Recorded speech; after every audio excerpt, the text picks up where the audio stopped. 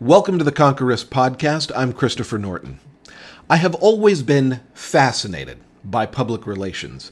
At my first creative firm, we hired a PR organization to represent us. About a year later, I went to work for that firm to head up their creative services division. And as of about a month ago now, I find myself once again on the client side. My guest today has been a part of every step of that journey. Jason Lahita, welcome to the Conquer Risk podcast. Christopher, thank you very much, sir. It's a pleasure to be here. Thanks for having me. I'm very honored to be part of the long line of esteemed guests that you've had on the show. We have been so fortunate to have the people that we have, and I couldn't be more excited that you are here today. We could spend the entire episode just talking about your story, and it would be a great podcast. But I'm eager to just get to it. So I will include your LinkedIn in the show notes. And instead, I just want to start by asking, when people say PR, their minds go a lot of places. They think, oh, press release. So when for the sake of this episode in talking about PR, tell us what that really means. Yeah, and first of all, let me just say that I thank you for wanting to guide this away from me or my background or my bio, because I firmly believe that any really good PR person should stay in the shadows. Client should always be first. Enough of talking about me. I did my thing a couple of weeks ago, and that's great, but enough about that. So yeah, I'd love to talk about PR for advisors and what PR means in general. And, as you know, you've heard me talk about this many times over the years. I think the easiest way to sum up PR is to just call it what it is. It's credibility marketing. I didn't originate that term. I happen to have had the good fortune to work over the last 16 years with some very smart entrepreneurs in the industry. And one of them in one of the meetings came out with it and said, I'd love to go down this path with you and get some of this credibility marketing that you're offering. And the light bulb went off. I've been referring to PR as credibility marketing ever since. And I believe I have to credit Joe Duran with coining that phrase. If I'm not mistaken, it was in his office in Newport Beach. And many things that he says are pretty brilliant, but that was one that has stayed with me ever since. And it really is very simple. It's taking my clients, those that I'm working with, looking at the scope of their work, their intellectual firepower, and what they're bringing to the table, and bringing that credibility out to journalists and to media outlets, and by extension to their audience. So really taking credibility, which they've earned and built, and marketing it to the world. So I understand from a high level why a firm like Orion or Riskalyze or even Potomac, because for full disclosure, we are your client for PR. So I understand why a firm like that would need to have this type of relationship. But for our audience on this podcast, for individual financial advisors, is PR support a worthwhile path to go down or not so much? Well, that's a great question. And also, since you brought it up and that Potomac Fund Management is a client of StreetCred PRs, I hope you don't mind that after every response, I'm just going to say, Potomac rules. That's cool. We don't mind. Only if it's okay we mind with you. Not at all. Look, the reality is PR is not for everyone. It's a contact sport. And, again, I always equate PR to sports. So if it's credibility marketing, it's also the sports of marketing. It's where the action is. It's a game that has to be played the right way.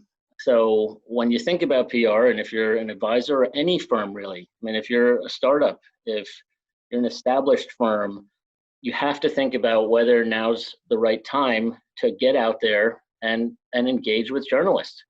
And I say it's a contact sport because you don't control everything. This is not 100% control game. It's not advertising. It's not content marketing. It's not even advertorials. You speak to a reporter, you engage with a publication, and if you play the game the right way, just as in sports, you prepare, you study, you do your homework, you step out on the field, and you're fired up. You've got your equipment on, you know the X's and O's. You're going to get out there and you're going to get after it. You do everything perfectly right. You still might not win.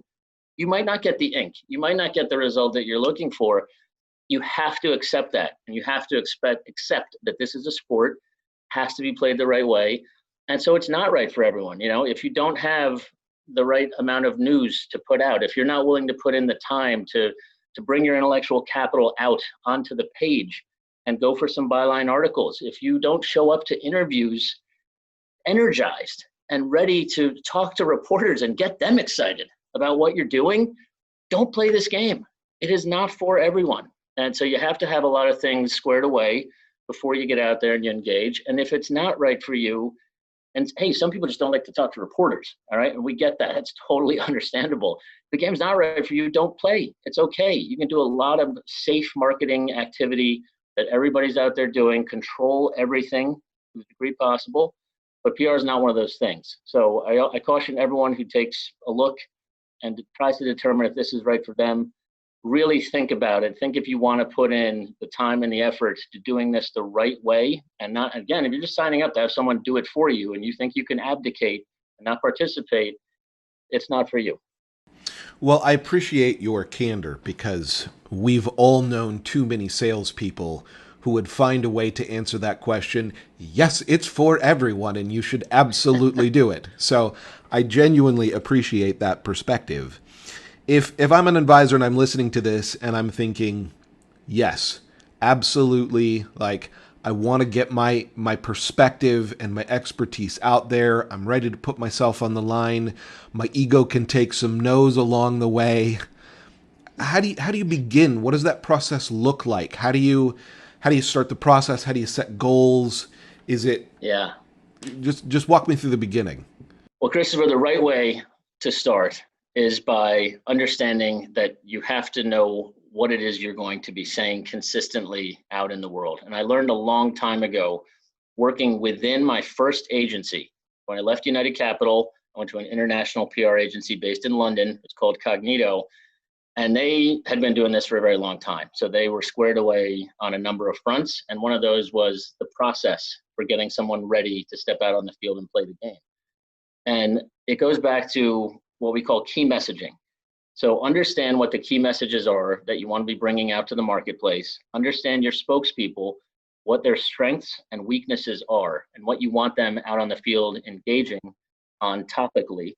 And then if you know those things, you can start to form a strategy. So looking at all of the tactical elements of PR, press releases, media tours, byline articles, interviews, broadcast interviews, TV, podcasting, radio, everything that goes into the mix, blogging, how are you going to support the content marketing efforts from the PR perspective and keep highlighting, again, that credibility marketing. You really have to have a strategy. You have to have a coherent strategy. And before you step out on that field and play one down of this game, you have to understand that you have to be organized and you have to do it the right way. So that's the first step, is understand who you are, have a message to bring out, get ready to play the right way, get ready to bring that energy level up, and then start to develop some interesting angles and approaches to the media. And if you do all those things and you have someone guiding you along the way, you're going to do just fine. I think one of the things that I have heard some advisors get hung up on is that so often the media opportunities that they see other advisors get are so in-house. And I say that from the perspective of they're an advisor, they get quoted in an industry trade, and that's a cool thing they can put on their website, but their clients are not reading investment news or RIA biz. So what's the value? So maybe connect the dots for me between the idea of credibility marketing and how that actually works as then marketing for the advisor. Yeah, and I would say that's one of the greatest misperceptions about PR and target media that exists for advisors. My father's a doctor, and he's constantly writing articles and doing interviews and getting published in medical journals and peer-reviewed journals where other doctors go, but his patients are never, ever going to pick up the New England Journal of Medicine and go for a read there while they're, if they have some leisure time. No one wants to put themselves through that pain, right? But when I walk into my doctor's office, and one of the first things I see on the wall is that they were featured in the New England Journal of Medicine, that gives me a high degree of comfort about my physician. And that's where advisors are going wrong, is you can't look at all the industry trade publications and say, none of my clients are ever going to read those, so what's the point?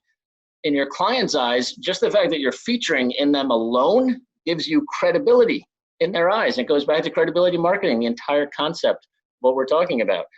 So you cannot discount that leg of the stool. And the other two are local news. So if you're in a local niche market, what are some publications that are squarely in your neighborhood that only people in your regional area would know about and perhaps read?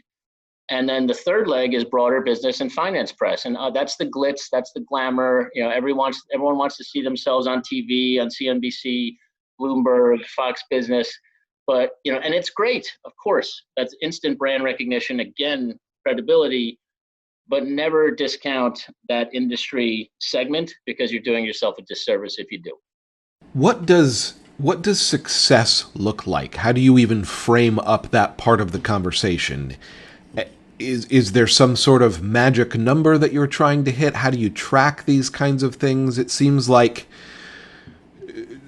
to those new to it, it's just, I remember the first time I ever talked to you, I was really excited about the possibility, selfishly, but had no idea, like, what does a successful relationship look like? I didn't even know how to vet that part of the conversation. Yeah, that's a great question. I mean, PR is intuitive, and it's, you feel it instinctually. And I believe in reporting. So on a monthly basis, you have to brief your clients on what you accomplish for them in any given month. How does that translate into media coverage? What were your actions, and how did they translate into opportunities to convert into media coverage? What other things do you have going on? Slow burn, some short-term items. What are you working on a consistent basis? And it's impossible to predict with any degree of accuracy how many articles you're going to feature in per month. You can certainly put a bogey on that. You can aim for a certain number of interviews in a month or in a quarter. And any competent PR person should be able to say with a fairly high degree of certainty, based on what I know about you as a client and what your goals are for media coverage in this given month, I think that's a reasonable goal. We can shoot for that. Is it always going to shake out that way? No. But if you have a PR person who's willing to get up on the front lines with you, who's willing to bleed with you, who's bringing your message out to the media as a brand evangelist, someone that really buys in to your message and is representing you accurately and consistently with the press, what I can tell you is there's absolutely no question that those results will come. And the second thing I would say is it's not just about results in a general sense. It's about a well diversified array of results. So you don't just want to hit one note on the piano over and over and over again, sending out a press release, another month, another press release, another month, another press release. That's not going to do anything for you. And by the way, if you are going to send press releases out, you have to follow a process. And then there are many things that you need to do to maximize a press release effort, just like with all the other tactical elements of PR. So you have to look at press releases, byline articles, interview opportunities.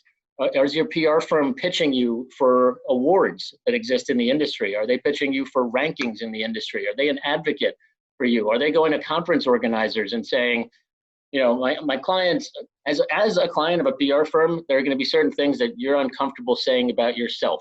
So in your case, Christopher Norton should be speaking on marketing panels in the industry. But Christopher is going to be a bit humble about going out and saying he's fantastic when it comes to marketing, and that's why you should have me on your panel. It's a lot more helpful when someone else is doing that legwork for you as a champion, again, as a brand evangelist. So that's how you measure success. A well-rounded program that's consistent, and your PR person needs to bring the energy and the enthusiasm, and you need to feel like they are an extension of your team. And if you don't feel that, that's where the relationship can go sideways. And that's where, unfortunately, some agencies have a tendency to phone it in, and you have a lot of churn and burn. Right.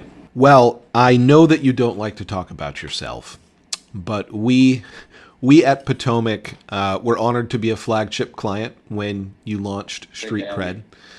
So just very briefly, tell us why you launched the new firm and what you're about.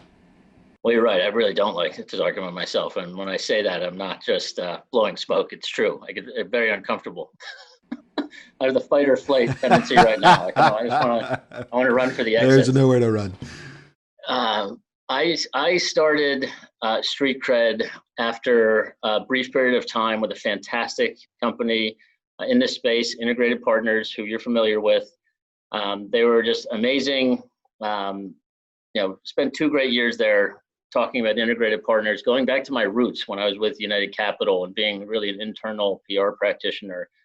And that was great. And I love them, and I'm continuing to work with them. And they are, like you, a flagship client of StreetCred PR. But I just felt that I had unfinished business. I came up in this industry with Joe Duran, one of the great entrepreneurs in our industry. I've seen Paul Sagney out there building his model. Your own Manish Khatta and what he's building with Potomac. These entrepreneurs inspire me, and they get me extremely fired up to build something and to apply my expertise in a way that I know is right for my clients. And it's been a great journey in the industry, but I just felt it wasn't quite time to hang up the entrepreneurial cleats. And we have some things to accomplish. So I'm looking to keep it manageable. As I mentioned with Brooke Southall, he interviewed me after the company launched, and it's about taking on the right clients that are right for my style of PR. And this is not paint by numbers. This is not formulaic. This is not a robot. I'm not the guy that's going to show up in a suit and try to mirror the executives in a boardroom and act like them in order to win business. To be honest, I did try that back in the day. And sometimes it worked, sometimes it didn't. But I was never comfortable like that. And I'm much more comfortable in my own skill set, what I bring to the table, and how I know clients deserve to be treated. And again, this is personal, it's emotional, it's visceral. Whether your PR representative is doing their job or not, and whether you feel that connection and that love and that vibe. And that's what I bring to the table. I'm an extension of your team. You put me out there, I'm going to say the right things. I'm going to position you correctly with reporters. I'm on every single call with you. I'm drafting most of your comms, if not all of your communications, articles that you're writing, press releases. Now, I've been around the block a little bit, so it's fun. And it's amazing to have you on as a client. I've integrated partners, or just spent some time. And we'll see who's next, but I can tell you that they're going to be a fit for all of us, and it's going to be a fun ride. Well, it's certainly something that we can relate to here at Potomac, and I know many of the advisors that we work with, that it's not just about finding clients, it's about finding the right clients for the business and making sure you have that right connection, and so that's very exciting to see. We always like to end our podcast with just a bit of off-topic fun with recommendations. So I'll kick us off here at the close. My recommendation for the week is it's called Disney Gallery: The Mandalorian on Disney Plus. That is the title of the making of The Mandalorian, which I thought would be fun to just kind of check out. If anybody follows me on social media, you know that I make embarrassingly high-quality produced Star Wars fan fiction with my 7-year-old son, as is his wish. But watching this show, they showcased something called The Volume, which is a circular room surrounded by high-definition LED screens. Nice. So they can create any environment you would ever want to be in. So they got a scene on a desert planet, on an ice planet. They just throw that up on the screen, throw a little bit of sand down on the ground, and from the camera's perspective, it looks like you're actually there. They've then tied that to a game engine so that as the camera moves around, it creates the proper depth that you would need to have from that perspective. And then, they've got the Mandalorian, which is in his silver shiny suit. So all of that light is bouncing off of his suit, which creates this ultra sense of realism. It's great for the actors because they feel like they're really in whatever environment they're standing in instead of just some big green screen.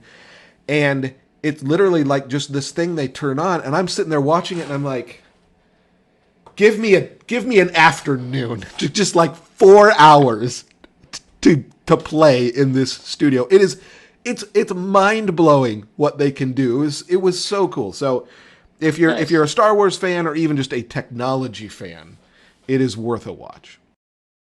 Well, that's amazing. And that actually verifies my worst fears, which is that AI is already here and it's upon us and we're doomed. I think that they're taking over the world as we speak. And pretty soon we won't be able to tell the difference between a human and a robot or the experience. Very likely. That's pretty cool. If I could give one recommendation, it would be to never go anywhere without Manish Khatta by your side. I think that he instills confidence and he just grounds you, gives you perspective. And I take him everywhere. I mean, I'm going to bring him into the house later for dinner. And, we're going to watch playoff baseball together, NBA finals. It's going to be great. He's always there for you when you need him.